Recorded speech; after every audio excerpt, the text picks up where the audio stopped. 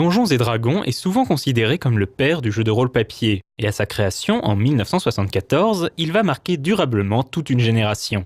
Cette même génération qui fera du jeu vidéo l'industrie florissante qu'il est devenu aujourd'hui.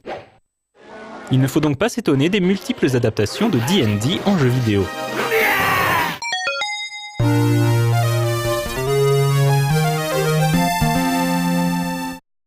Dans les années 80, Dungeons & Dragons avait déjà connu de nombreuses adaptations non officielles. La plus ancienne, nommée simplement D&D, était l'un des premiers MUDs au milieu des années 70. TSR, la maison d'édition du jeu de rôle légendaire, décida donc de chercher un développeur capable d'adapter le système de jeu et les univers de D&D en jeu vidéo. C'est SSI, Strategic Simulations Incorporated, qui va convaincre TSR de lui céder la licence tant convoitée en proposant un concept innovant. Plutôt qu'un seul jeu, il propose de concevoir un moteur à partir duquel il serait possible de concevoir à l'infini des aventures de Donjons et Dragons. Le premier jeu de ce moteur sera Pool of Radiance, qui donnera lieu à une tétralogie avec ses 3 suites, Curse of the Azure Bonds, Secret of the Silver Blades et Pools of Darkness. S'ensuivront d'autres sagas comme celle de Kryn et de Savage Frontier. Tous ces jeux seront plus tard appelés la série Goldbox en raison de leur packaging en papier doré.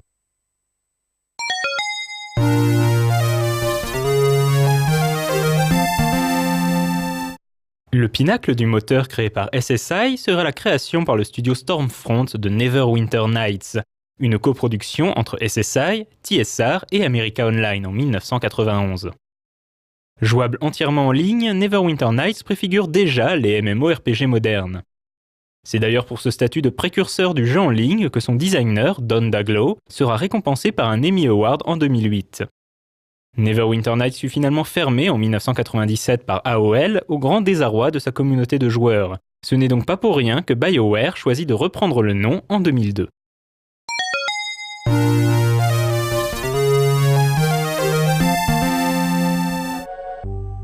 Fort du succès et de la réputation des jeux de la série Goldbox, SSI va encore marquer l'histoire des adaptations de D&D en produisant une nouvelle série, celle des Eye of the Beholder.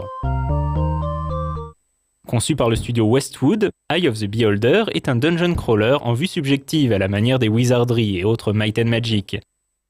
Mais il exploite également l'héritage de Dungeon Master, un jeu qui, à sa sortie en 1987, avait fait forte impression. Comme dans Dungeon Master, il est possible et même nécessaire de cliquer avec la souris sur les éléments du décor pour activer des passages secrets et résoudre des puzzles.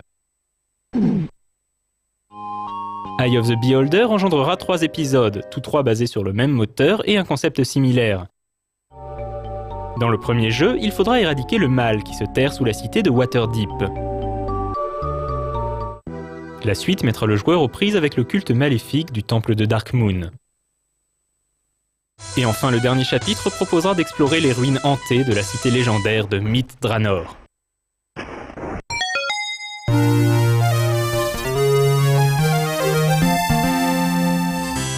Toujours en quête d'innovation, le studio Stormfront, à qui l'on devait le fameux Neverwinter Nights, prouve avec Stronghold qu'il est possible de faire autre chose que du RPG avec les règles et l'univers de D&D.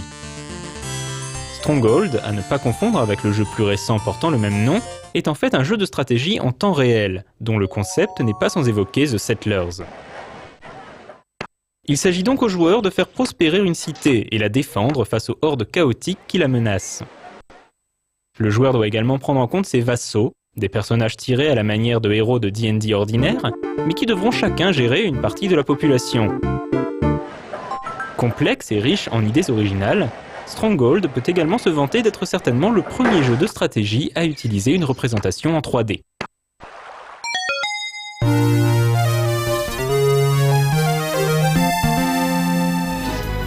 Oui, D&D pouvait proposer autre chose que du RPG, et Capcom va à son tour le démontrer en produisant un beat'em all basé sur l'univers du jeu de rôle papier. Et quel beat'em all!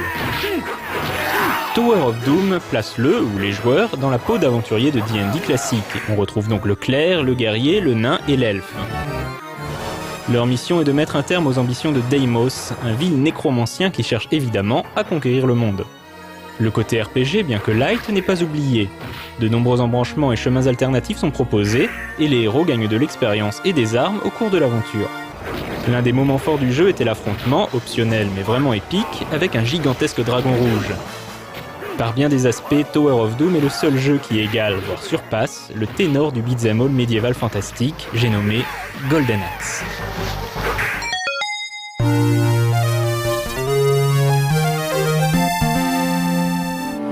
Le succès de Tower of Doom incite Capcom à mettre en chantier une suite baptisée Shadow over Mystara. Deux nouveaux archétypes peuvent être incarnés, la voleuse et le magicien. 2 ans après la défaite de Deimos, c'est cette fois-ci une enchanteresse maléfique nommée Sin qui menace les terres de Mystara. Même erreur, même punition, nos héros se mettent en quête de son repère pour lui administrer la fessée. Plus spectaculaire, Shadow over Mystara a perdu un peu du charme de son prédécesseur, on sent davantage le côté beat'em all que le côté Dungeons and Dragons.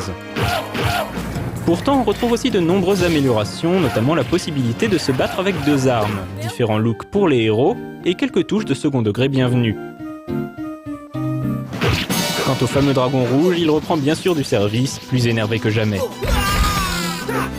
Évidemment, la grande fresque de Donjons et Dragons en jeu vidéo n'allait pas s'arrêter là, et la fin des années 90 verrait l'arrivée du vrai successeur des RPG de l'ère SSI. Mais le conteur gardera cette histoire jusqu'à la prochaine veillée.